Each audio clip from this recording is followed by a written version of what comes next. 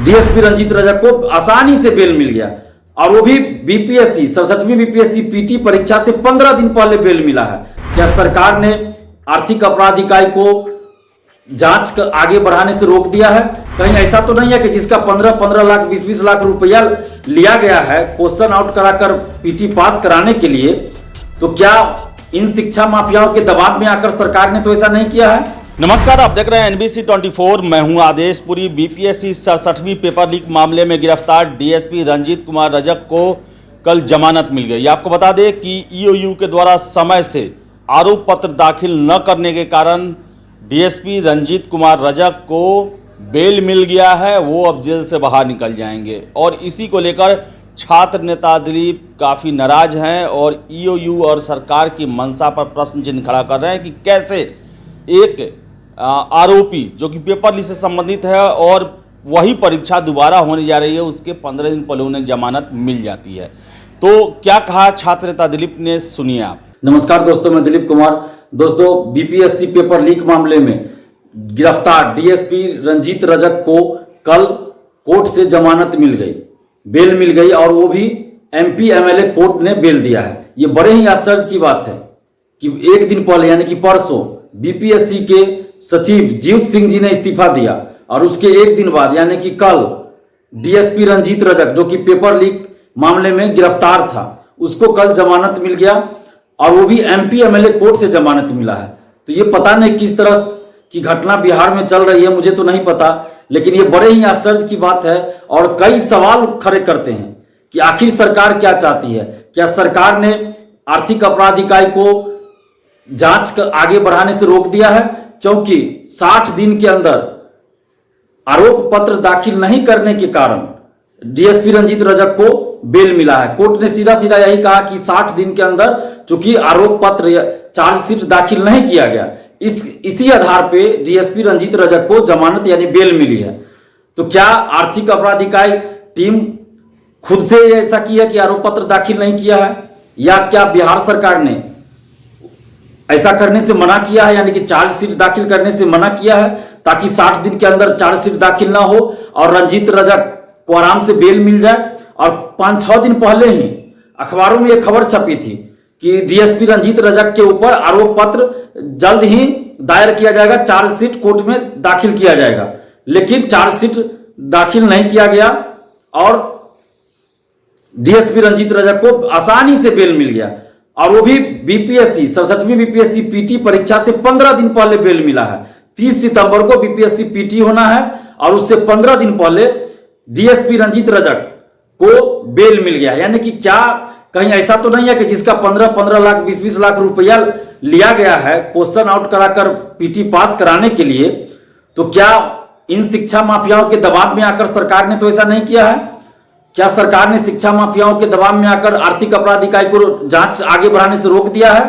ये बहुत बड़ा सवाल है कि आर्थिक अपराध इकाई टीम ने जब से डीएसपी रंजीत रजक को गिरफ्तार किया और ऐसी खबरें आई कि रंजीत रजक ने यह स्वीकार किया कि ओएमआर सीट बाहर ले जाकर यानी बीपीएससी ऑफिस से बाहर ले जाकर वो रंगवाता था, मेंस की कॉपी बाहर ले जाकर लिखवाता था, और बीपीएससी ऑफिस के अंदर से लगभग 1 दर्जन जो अधिकारी सिलेक्ट हो चुके हैं, जॉब कर रहे हैं, उनकी मेंस की कॉपियां बाहर ले जाई गई, आर्थिक अपराध इकाई द्वारा जांच के लिए भेजा गया, ऐसी खबरें चली थी। और उसके बाद 1.5-2 महीना हो रहा है, अभी तक कोई खबर नहीं आई इस केस में क्या हुआ, जांच आगे बढ़ी नहीं बढ़ी, कोई खोज खबर नहीं है, कोई सूचना आगे नहीं आई है, किसी को कोई सूचना इस बारे में नहीं है। तो क्या ऐसा माना जाए कि डीएसपी रंजीत रजक ने कई लोगों का नाम कबूला होगा जो मंत्री विधायक होंगे, नीतीश जी के करीबी मंत्री होंगे, बीपीएससी ऑफिस के अंदर के कई अधिकारी कर्मचारी होंगे, बीपीएससी ऑफिस के बाहर के कई आईएएस आईपीएस अधिकारी का नाम उन्होंने उगला है क्या? निश्चित रूप से डीएसपी रंजीत रजक ने बहुत सारे लोगों का नाम उगला होगा और बहुत सारे लोग इसमें फंस रहे हैं। बीपीएससी ऑफिस के अंदर के बहुत सारे अधिकारी और कर्मचारी फंस रहे हैं और बीपीएससी ऑफिस के बाहर के कई आईएएस आईपीएस अधिकारी का नाम आ रहा होगा, और कई लोग ऐसे हैं जो मंत्री विधायक हैं, सांसद हैं, वैसे लोगों का भी नाम आ रहा होगा, निश्चित है ये। और इसलिए सरकार ने अब आर्थिक अपराध इकाई को जांच करने से रोक दिया है, ऐसा लग रहा है, ऐसा बिल्कुल लग रहा है, क्योंकि 60 दिन के अंदर आखिर आर्थिक अपराध इकाई ने चार्जशीट दाखिल क्यों नहीं किया? आरा के जिस सेंटर पे 2 रूम में बैठाकर जो परीक्षा लेने की बात चल रही थी, तो उस स्टूडेंट्स पे भी आज तक कोई कार्रवाई नहीं की गई। और वहां जो सेंटर पे तैनात थे शिक्षक या केंद्राधीक्षक या जो भी वहां वीडियो की तैनाती थी मजिस्ट्रेट की, उन सबको अरेस्ट किया गया, जेल भेजा गया, उनको अभी तक बेल नहीं मिला। वैसे लोगों को अभी तक बेल नहीं मिला और ये बताया भी नहीं गया कि उन लोगों का दोष क्या है। लेकिन डीएसपी रंजीत रजक, जिसने ये कबूल किया कि इसने अपने भाई को, अपने बहनोई को, अपने दोस्तों को, दो भाई को डीएसपी और डिप्टी कलेक्टर एवं अन्य अफसर बनाया, ओएमआर सीट बाहर ले जाकर रंगवाता था, मेंस की कॉपी बाहर ले जाकर लिखवाता था, इस डीएसपी रंजीत रजक को बेल आसानी से मिल जाती है। यानी कि इस पेपर लीक में जो अभी तक 18-19 लोग अरेस्ट हुए थे, जो लोग 10-11 मई को अरेस्ट हुए थे, उनको अभी तक बेल नहीं मिला और कुल 18-19 लोग अभी तक अरेस्ट हुए, उनमें से पहला बेल मिला है रंजीत रजक को। अब जैसा कि अखबारों से मुझे ये पता चला है, अखबारों से ये खबर आई है कि रंजीत रजक को बेल मिली है, तो ये पहला व्यक्ति है जिसके बारे में अखबारों में छपी है कि पेपर लीक में संलिप्त किसी आदमी को बेल मिला है। तो ये बड़े ही आश्चर्य की बात है और ये सीधा सीधा इशारा कर रहा है कि सरकार आर्थिक अपराध इकाई को जांच करने से रोक दी है और आगे अब कोई जांच बीपीएससी पेपर लीक में नहीं होने जा रही है। क्योंकि जब डीएसपी रंजीत रजक जैसे लोगों को बाहर किया जा रहा है और डीएसपी रंजीत रजक का बड़े बड़े नेताओं से साठगांठ है,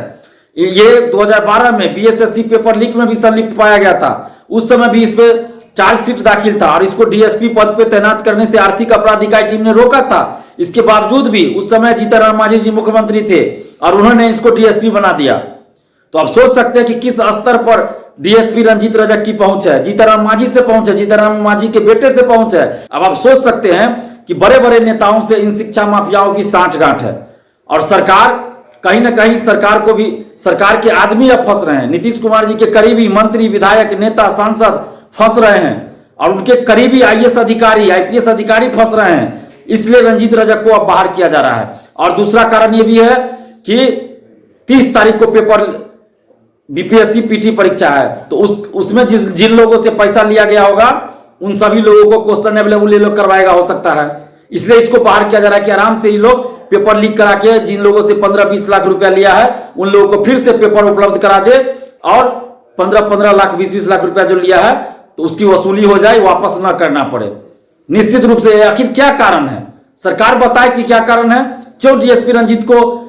बेल मिल गया, क्यों 60 दिन के अंदर आर्थिक अपराध इकाई टीम ने कोई चार्जशीट दाखिल क्यों नहीं किया, कोई आरोप पत्र क्यों नहीं दाखिल किया, जबकि इससे पहले जो भी अरेस्ट हुए हैं उन सब पे आरोप पत्र दाखिल किया गया, चार्जशीट दाखिल किया गया, लेकिन रंजीत रजक पे चार्जशीट क्यों नहीं अभी तक दायर किया गया, क्यों नहीं आरोप पत्र दाखिल किया गया। इसका मतलब है कि जानबूझकर सरकार ने डीएसपी रंजीत को बाहर किया है ताकि ये आराम से सेटिंग धांधली कर सके और ऊपर तक पैसा पहुंचा सके। आप समस्त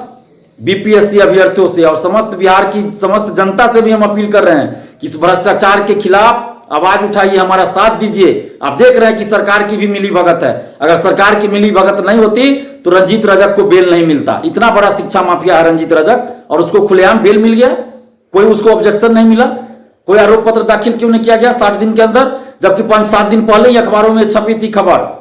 कि आर्थिक अपराध इकाई टीम जल्द जो है